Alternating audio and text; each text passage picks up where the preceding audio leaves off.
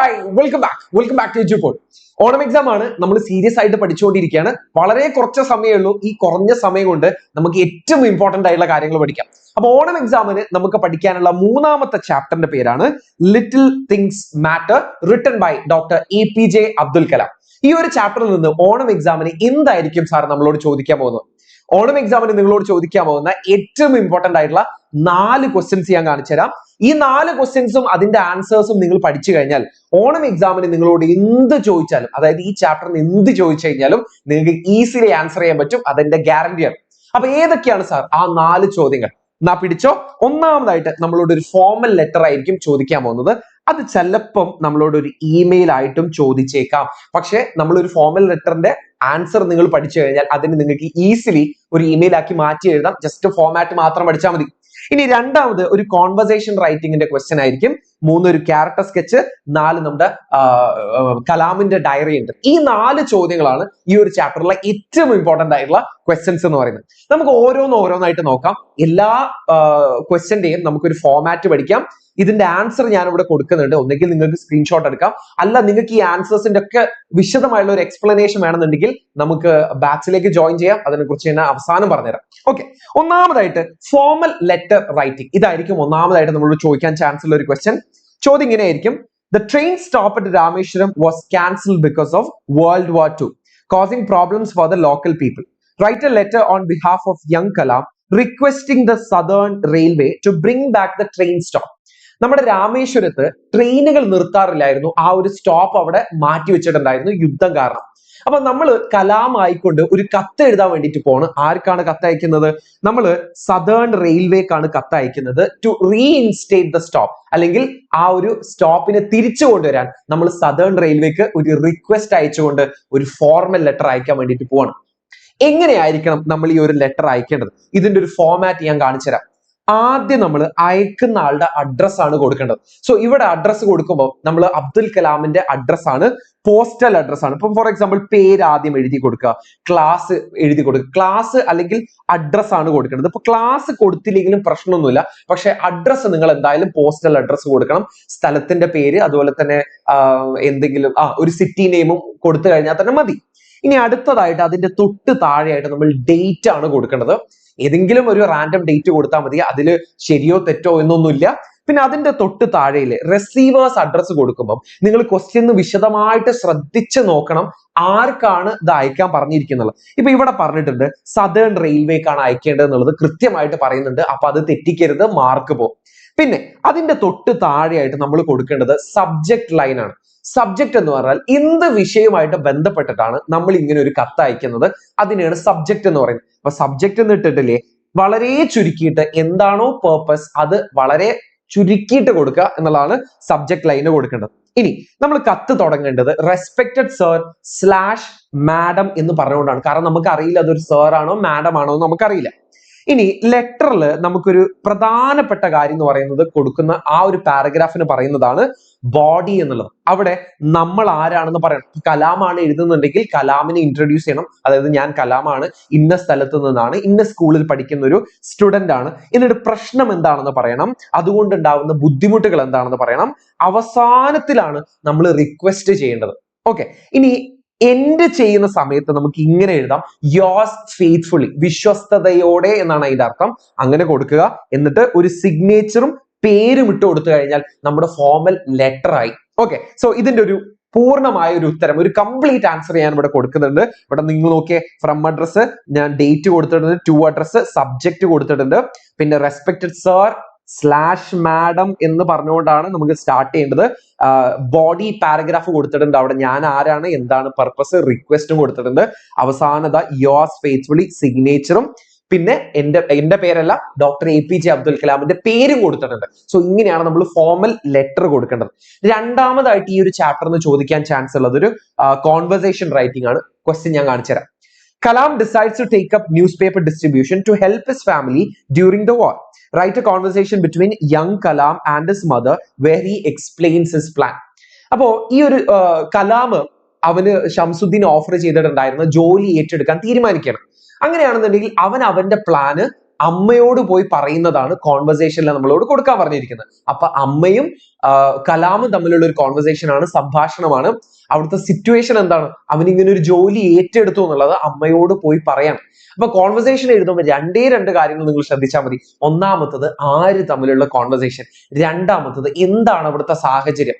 വെറുതെ ആ ചാപ്റ്ററിൽ എവിടുന്നോ മുക്കുമൂലയെ എടുത്തിട്ടല്ല നമ്മൾ കോൺവെർസേഷൻ എഴുതുന്നത്. ആ സാഹചര്യം, സിറ്റുവേഷൻ അല്ലെങ്കിൽ കോണ്ടെക്സ്റ്റ് എന്താണെന്ന് മനസ്സിലാക്കിക്കൊണ്ടായിരിക്കണം നമ്മൾ ഒരു സംഭാഷണം അല്ലെങ്കിൽ കോൺവെർസേഷൻ കൊടുക്കേണ്ടത്. അപ്പോൾ ഇതിന്റെ കറക്റ്റ് ഒരു ആൻസർ ഞാൻ ഇവിടെ കൊടുക്കുന്നുണ്ട്. പ്രത്യേകിച്ച് ഒരു ഫോമാറ്റ് നമുക്ക് കോൺവെർസേഷൻ ഇല്ല. അപ്പൊ നമ്മൾ ഗുഡ് മോർണിംഗ്, ഗുഡ് ആഫ്റ്റർനൂൺ എന്നൊന്നും പറഞ്ഞ് തുടങ്ങേണ്ട ഒരു ആവശ്യമില്ല. എന്താണോ സിറ്റുവേഷൻ അതിനനുസരിച്ച് എഴുതലാണ്. അപ്പൊ ഇതിന്റെ ഒരു ആൻസർ ഞാൻ ഇവിടെ കൊടുക്കുന്നുണ്ട്, നിങ്ങൾക്ക് സ്ക്രീൻഷോട്ട് എടുക്കാവുന്നതാണ്. അതല്ലാന്നുണ്ടെങ്കിൽ എങ്ങനെയാണ് ഇതിന്റെ ഉത്തരം കിട്ടേണ്ടത്, എക്സ്പ്ലനേഷനോടുകൂടെയുള്ള ഉത്തരങ്ങൾ എവിടെ കിട്ടും എന്നുള്ളത് ഞാൻ അവസാനം പറഞ്ഞുതരാം.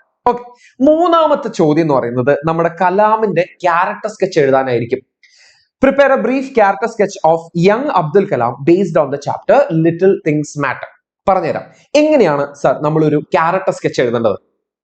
ക്യാരക്ടർ സ്കെച്ച് എന്ന് പറയുമ്പോൾ അതിലെ ഫുൾ ഫോക്കസ് പോകേണ്ടത് ക്യാരക്ടറിലേക്കാണ്, ചാപ്റ്ററിന്റെ സമ്മറിയിലേക്കല്ല. അപ്പൊ നമ്മൾ ആദ്യം ക്യാരക്ടർ ആരാണെന്ന് പറയണം, ഒരു ഇൻട്രൊഡക്ഷൻ കൊടുക്കണം. അതായത് ഇപ്പൊ കലാമിനെ കുറിച്ചിട്ടാണെന്നുണ്ടെങ്കിൽ കലാം ഒരു സ്റ്റുഡന്റ് ആണ്, അവന് ഇത്ര വയസ്സുള്ള ഒരു മോനാണ്, അല്ലെങ്കിൽ അവൻ രാമേശ്വരത്ത് നിന്നാണ് എന്നുള്ളത് ഇൻട്രൊഡക്ഷനിൽ പറയണം. രണ്ടാമത്തത് ആ ക്യാരക്ടറിന്റെ ക്വാളിറ്റീസ് പറയലാണ്. ഇപ്പൊ ഞാനും നിങ്ങളൊക്കെ അടങ്ങുന്ന എല്ലാവർക്കും കുറെ ക്വാളിറ്റീസ് പറയാനുണ്ടാവും അല്ലെ? അതുപോലെ അവരുടെ മെയിൻ ക്വാളിറ്റീസ്, ആ ക്യാരക്ടറിന്റെ മെയിൻ ക്വാളിറ്റീസ് എന്താണെന്നുള്ളത് പറയലാണ് രണ്ടാമതായിട്ട് നമ്മൾ ശ്രദ്ധിക്കേണ്ടത്. മൂന്നാമത്, ഇത് വെറുതെ പറഞ്ഞാൽ പോരാ. ഇപ്പോ നമ്മുടെ കലാം വളരെ ഡിറ്റർമൈൻഡ് ആയിട്ടുള്ള, ഡിസിപ്ലിൻഡ് ആയിട്ടുള്ള ഒരു കുട്ടിയാണ്, സ്റ്റുഡന്റ് ആണ് എന്ന് നമുക്ക് എങ്ങനെ പറയാൻ പറ്റും? ചാപ്റ്ററിനെ നമുക്ക് എക്സാമ്പിൾസ് എടുക്കാൻ പറ്റും. അവൻ ഇന്ന സമയത്ത് എണീക്കും, ഇന്ന കാര്യങ്ങളൊക്കെ കൃത്യമായിട്ട് ചെയ്യും, ഇതൊക്കെ വളരെ പ്രോപ്പറായിട്ട് ഡിസിപ്ലിൻഡ് ആയിട്ടാണ് അവൻ ചെയ്തു പോന്നിരുന്നത്. ഇത്രയും കാര്യങ്ങൾ നമുക്ക് ചാപ്റ്ററിൽ നിന്ന് എന്തെടുക്കാം? എക്സാമ്പിൾസ് എടുക്കാൻ വേണ്ടിയിട്ട് പറ്റും. With the events from the ചാപ്റ്ററിൽ നിന്നുള്ള ഇവന്റുകൾ അല്ലെങ്കിൽ നടന്ന കാര്യങ്ങൾ നമുക്ക് എക്സാമ്പിൾസ് ആയിട്ട് പറയാൻ പറ്റും.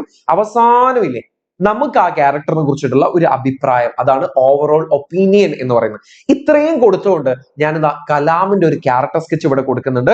അഗെയിൻ നിങ്ങൾക്ക് സ്ക്രീൻഷോട്ട് എടുക്കാം.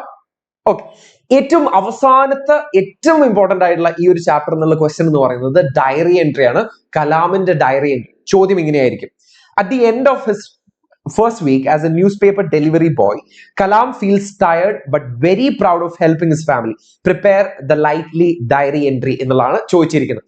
അതായത് ഇവൻ ഈ ഒരു ജോലി ഏറ്റെടുത്തു. ഈ ജോലി ഏറ്റെടുത്തതിന് ശേഷമുള്ള ആദ്യത്തെ ദിവസം അല്ലെങ്കിൽ ആദ്യത്തെ ആഴ്ച, അങ്ങനെ ഈ ന്യൂസ് പേപ്പർ ഡിസ്ട്രിബ്യൂട്ട് ചെയ്യുന്ന ജോബൊക്കെ കഴിഞ്ഞിട്ട് അവൻ തിരിച്ച് വീട്ടിലെത്തി അന്നേ ദിവസം എഴുതുന്ന ഒരു ഡയറി കുറിപ്പ് നമ്മളോട് തയ്യാറാക്കാൻ ചോദിക്കാൻ നല്ല ചാൻസ് ഉണ്ട്.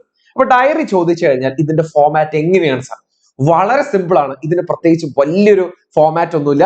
നമ്മൾ സാധാരണ കത്തിലൊക്കെ ചെയ്യുന്ന പോലെ ഒരു ബോക്സ് ഇങ്ങോട്ട് വരച്ചോളാം. എന്നിട്ട് നിങ്ങൾ ആദ്യം ഡേറ്റ് കൊടുക്കുക. ഡേറ്റിൽ നിങ്ങൾ ഡേ ഏതാണെന്ന് കൊടുക്കണം. ഇപ്പൊ ഫോർ എക്സാമ്പിൾ മൺഡേ, ട്യൂസ്ഡേ എന്താണെന്നുള്ളത് കൊടുക്കുക. അത് കഴിഞ്ഞ് ഡേറ്റ് കൊടുക്കുക, തീയതി അതുപോലെ മാസം മാത്രം കൊടുത്താൽ മതി. വർഷം കൊടുത്തില്ലെങ്കിലും വലിയ പ്രശ്നമില്ല. പിന്നെ ടൈം നിർബന്ധമില്ല, അത് വേണമെങ്കിൽ കൊടുത്താൽ മതി. ഇനി അതിന്റെ തൊട്ട് താഴെയായിട്ട് ഓപ്പണിംഗിൽ, അതായത് ആദ്യത്തെ വരിയിൽ നമുക്ക് ഡിയർ ഡയറി എന്ന് വെച്ചിട്ട് സ്റ്റാർട്ട് ചെയ്യാം. എന്നിട്ട് ഇതിന്റെ പ്രധാനപ്പെട്ട പാരഗ്രാഫിൽ നമ്മൾ കൊടുക്കേണ്ടത് എന്തായിരുന്നു ആ ഒരു എക്സ്പീരിയൻസ് എന്നുള്ളതാണ്. എന്താ അവിടെ നടന്നത് എന്നുള്ളത് ആദ്യം പറയുക. ആ ദിവസം നടന്ന കാര്യം എന്താണെന്ന് ആദ്യം പറയുക. എന്നിട്ട് എക്സ്പ്ലെയിൻ യോർ ഫീലിങ്സ്. നമ്മുടെ അല്ല, ആ ക്യാരക്ടർ എന്ത് ഫീൽ ചെയ്തു എന്നുള്ളതാണ് പറയേണ്ടത്. സന്തോഷാണോ, സങ്കടമാണോ, ദേഷ്യമാണോ, വിഷമാണോ, എന്താണ് ആ ഒരു ഫീലിങ്സ് എന്നുള്ളതാണ് പിന്നീട് നമ്മൾ പറയേണ്ടത്. Mention important events. ആ ദിവസം നടന്ന പ്രധാനപ്പെട്ട കാര്യങ്ങൾ പറയാ.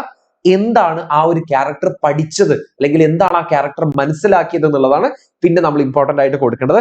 എൻഡിങ്ങിലല്ലേ നമ്മുടെ ആ ഇന്ന കാര്യങ്ങളൊക്കെ നടന്നതുകൊണ്ടുള്ള പ്രധാനപ്പെട്ട തോട്ട്സ് കൊടുക്കുക, അല്ലെങ്കിൽ ഹോപ്പ് കൊടുക്കുക. പ്രതീക്ഷ എന്താണ്, ഇനി നാളെ എന്ത് നടക്കും എന്നുള്ള പ്രതീക്ഷ എന്താണെന്നുള്ള വളരെ ചുരുക്കിയിട്ട് കൊടുക്കുക. എന്നിട്ട് അവസാനം ഡയറി എൻഡ് ചെയ്യുന്ന സമയത്ത് പേര് കൊടുക്കുക. നമ്മുടെ പേരല്ല കൊടുക്കേണ്ടത്. ഏത് ക്യാരക്ടറിന്റെ ഡയറി ആണോ നമ്മൾ എഴുതേണ്ടത് ആ ക്യാരക്ടറിന്റെ പേരാണ് നമ്മൾ അവിടെ കൊടുക്കേണ്ടത്. സോ ഈ ഒരു ഫോമാറ്റിൽ നമ്മുടെ യങ് കലാമിന്റെ ഡയറി കുറിപ്പ് ഞാൻ ഇവിടെ തയ്യാറാക്കിയിട്ടുണ്ട്. സോ ഇതും നിങ്ങൾക്ക് ഒന്ന് സ്ക്രീൻഷോട്ട് എടുത്ത് വെക്കാവുന്നതാണ്. അപ്പൊ ഈ 4 ചോദ്യങ്ങളാണ് ഈ ഒരു ചാപ്റ്ററിൽ നിന്നുള്ള ഏറ്റവും ഇമ്പോർട്ടന്റ് ആയിട്ടുള്ള ക്വസ്റ്റ്യൻസ്. ഈ 4 ചോദ്യങ്ങൾ നിങ്ങൾ പഠിച്ചാൽ തന്നെ ഈ ചാപ്റ്ററിൽ നിന്നുള്ള എല്ലാ ക്വസ്റ്റ്യൻസും നിങ്ങൾക്ക് അറ്റംപ്റ്റ് ചെയ്യാൻ പറ്റും. സോ ഇതിന്റെ വിശദമായിട്ടുള്ള എക്സ്പ്ലനേഷൻ ഇല്ലേ ഞാൻ നമ്മുടെ ആപ്പിൽ കൊടുത്തിട്ടുണ്ട്. എല്ലാ ചാപ്റ്ററിൽ നിന്നുള്ള വിശദമായിട്ടുള്ള ക്വസ്റ്റ്യൻസ് പ്രെഡിക്റ്റ് ചെയ്തുകൊണ്ടുള്ള ഒരു എക്സ്പ്ലെയിൻഡ് വീഡിയോ നിങ്ങൾക്ക് ആപ്പിലേക്ക് കാണാൻ പറ്റും. സോ ആപ്പിലേക്ക് ഇപ്പൊ നിങ്ങൾക്ക് ജോയിൻ ചെയ്യണമെന്നുണ്ടെങ്കിൽ ഏറ്റവും പുതിയ ബാച്ച് ഫാസ്റ്റ് ട്രാക്ക് ബാച്ച് ആണ്. ഫാസ്റ്റ് ട്രാക്ക് ബാച്ചിലേക്ക് ജോയിൻ ചെയ്യാനുള്ള ലിങ്ക് താഴെ കമന്റ് ബോക്സിൽ ഞാൻ കൊടുത്തിട്ടുണ്ട്. ജസ്റ്റ് ഒന്ന് കയറി കഴിഞ്ഞാൽ അവിടെ ഒരു ഫോം കാണാം. ആ ഫോമിൽ നിങ്ങൾ പേര്, നമ്പർ, ഫോൺ നമ്പർ, നിങ്ങളുടെ ക്ലാസ് ഏതാണെന്ന് മാത്രം മെൻഷൻ ചെയ്താൽ മതി. വിശദമായ ഡീറ്റെയിൽസ് നിങ്ങൾക്ക് പറഞ്ഞുതരും. അപ്പൊ നമുക്ക് ഇതുപോലത്തെ വീഡിയോസിന് വേണ്ടിയിട്ട് ഇപ്പോഴേ ഒരു ചാനൽ ഒന്ന് സബ്സ്ക്രൈബ് ചെയ്യുക. ഈ ഒരു വീഡിയോ നിങ്ങൾക്ക് ഉപകാരപ്പെട്ടെങ്കിൽ, ഇതുപോലത്തെ വീഡിയോസ് ഇനിയും വേണമെന്നുണ്ടെങ്കിൽ നിങ്ങൾ ഈ ഒരു വീഡിയോ ഒന്ന് ലൈക്ക് ചെയ്ത് വെച്ചേക്കുക. പരമാവധി ഫ്രണ്ട്സിലേക്ക് ഒന്ന് ഷെയർ ചെയ്ത് കൊടുത്തേക്കുക.